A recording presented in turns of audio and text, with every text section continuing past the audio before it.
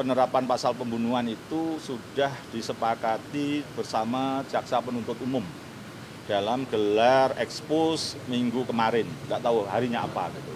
Jadi kami dikabari tadi bahwa atas peristiwa ini kemudian akan diterapkan pasal pembunuhan.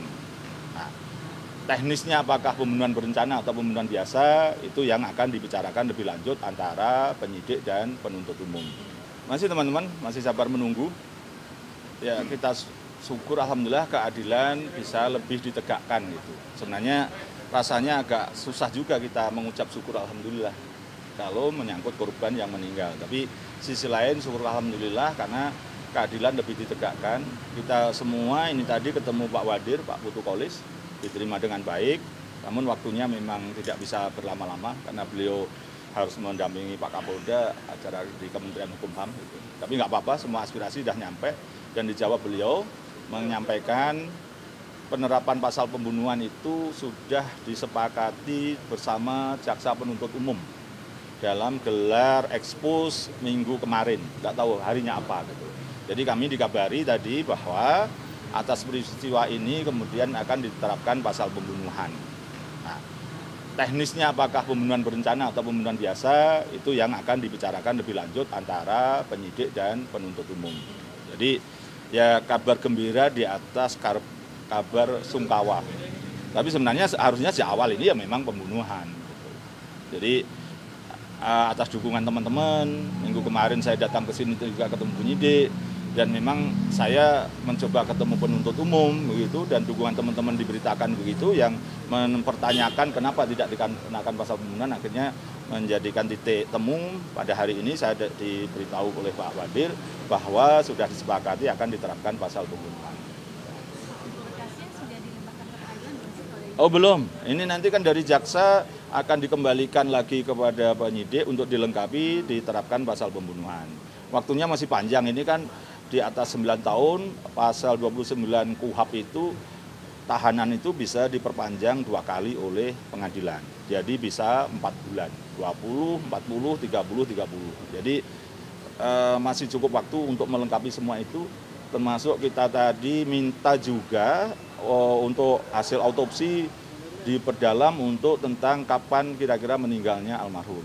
Dan itu dijawab Pak Putu Qolis, karena ini diterapkan pasal pembunuhan otomatis itu juga akan diperdalam kepada dokter forensik kira-kira kapan meninggalnya. Apakah malam hari, sore hari, atau pagi hari. Saya yakin itu kan tetap akan ketemu malam hari. Karena otopsinya itu waktu masih korban dalam keadaan masih bisa diotopsi langsung.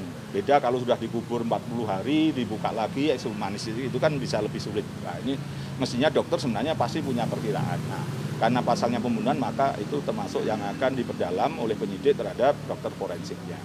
Jadi ketahuan karena itu kata beliau itu otomatis Bang akan diperdalam kapan kira-kira meninggalnya. Karena ini pasal pembunuhan.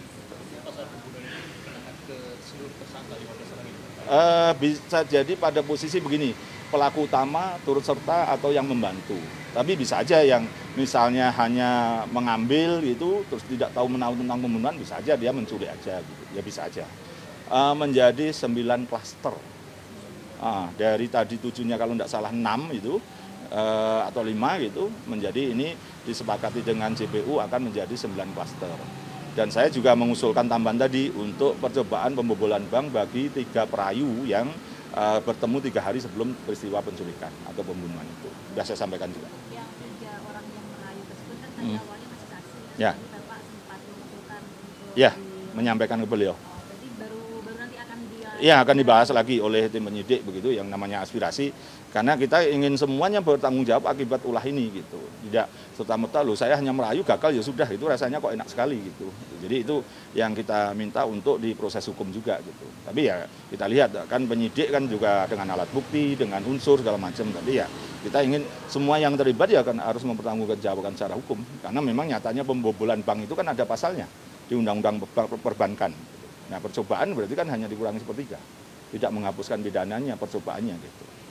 Jadi 3 hal itu terus mudah-mudahan segera ada P19-nya turun akan dilengkapi dan tidak waktu lama dan ya kalau toh perlu waktu lama karena ini menyangkut penambahan pasal yang pembunuhan itu waktunya masih cukup banyak. Enggak masalah.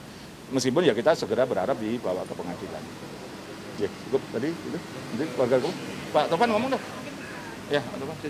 Ya, mungkin kami dari keluarga tentu mohon doa dan support teman-teman media untuk bisa mengawal proses hukum ini sehingga keadilan bagi keluarga itu betul-betul bisa terwujud. Sesungguhnya ini bukan hanya untuk almarhum, tetapi juga untuk dunia perbankan, untuk para bankir yang memang bersih dan baik, sehingga ini tidak boleh terjadi di kemudian hari gitu ya. Betapa kita melihat bahwa kasus ini bukan kasus yang main-main dan ini cukup serius, sehingga ini mengakibatkan adik kandung kami itu harus kehilangan nyawanya, sehingga ini sesuatu yang harus memiliki atensi yang cukup besar bagi publik. Dan tentu kita berharap bahwa proses hukum ini bisa berjalan sesuai dengan apa yang kita harapkan. Saya kira itu teman-teman mohon doa untuk bisa mengawal seluruh rangkaian prosesnya. Ya, intinya terhadap korban meninggal ikhlas karena ini bagian dari takdir. Tapi tidak ikhlas kalau kemudian tidak ada pertanggungjawaban hukum yang maksimal bagi para pelakunya. Intinya itu. Kasus pembunuhan kacap Bank BUMN Ilham Pradipta akan diungkap Polda Metro Jaya. Rencananya pengungkapan kasus dilakukan di gedung Ditreskrimum pada pukul 1 siang. Sebelumnya polisi telah menetapkan 16 tersangka, termasuk seorang pengusaha Dwi Hartono dan oknum TNI Kopda FH. Belasan tersangka tersebut dikelompokkan berdasarkan peran mereka, mulai dari menguntit, menculik, dan membunuh korban. Namun setelah 3 pekan berlalu, motif di balik kasus ini masih belum terungkap. Tegal Mas nih PRT. Iya ya. Dan pemirsa, untuk mengetahui informasi terkini kita sudah terhubung dengan rekan Wenda Nura di Polda Metro Jaya, Jakarta. Baik, selamat siang Wenda. Jam berapa pengungkapan kasus ini akan digelar? Silakan.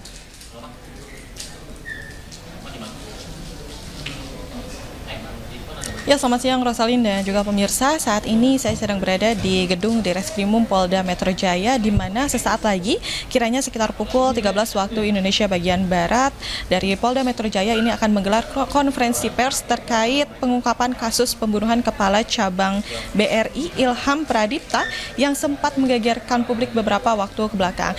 Dan konferensi pers ini nantinya akan memaparkan hasil penyelidikan terbaru, termasuk jumlah tersangka, barang bukti, peran masing-masing pelaku hingga dugaan motif di balik kasus ini. Dan Rosalin dan juga pemirsa, di belakang saya bisa dilihat ini merupakan barang bukti yang sudah diamankan dan memang sudah diperlihatkan kepada kami selaku awak media. Dan namun memang kami tidak bisa terlalu mendekat ke sebelah sana, Rosalin dan juga pemirsa, namun bisa dilihat ini barang bukti yang sudah dipasang di sini ada berupa 8 buah mobil, ada 15 telepon genggam, sejumlah uang, dan juga beberapa pakaian. Dan tentunya dari pihak Polda Metro Jaya juga nantinya akan menjelaskan terkait barang bukti ini. Dan hingga saat ini informasi yang berkembang menyebut sudah ada 16 tersangka yang ditetapkan, dan polisi juga mendalami dugaan adanya motif pinjaman fiktif miliaran rupiah yang diduga melatar belakangi kasus ini. Dan perlu kami sampaikan bahwa kasus ini cukup menyita perhatian publik karena korban ditemukan dalam kondisi yang mengenaskan di kawasan Bekasi, Jawa Barat, yakni kaki, tangan, hingga wajah ini terlilit lakban. Dan berdasarkan hasil otopsi menyatakan bahwa korban meninggal dunia karena kekerasan dan juga kekurangan oksigen. Dan dari Polda Metro Jaya kami akan terus memantau berjalannya konferensi pers ini, dan informasi terbaru akan segera kami sampaikan kepada Anda dan juga pemirsa di rumah. Rosalin. Baik, terima kasih Wenda Nura melaporkan langsung dari Polda Metro Jaya, Jakarta. Selamat bertugas kembali.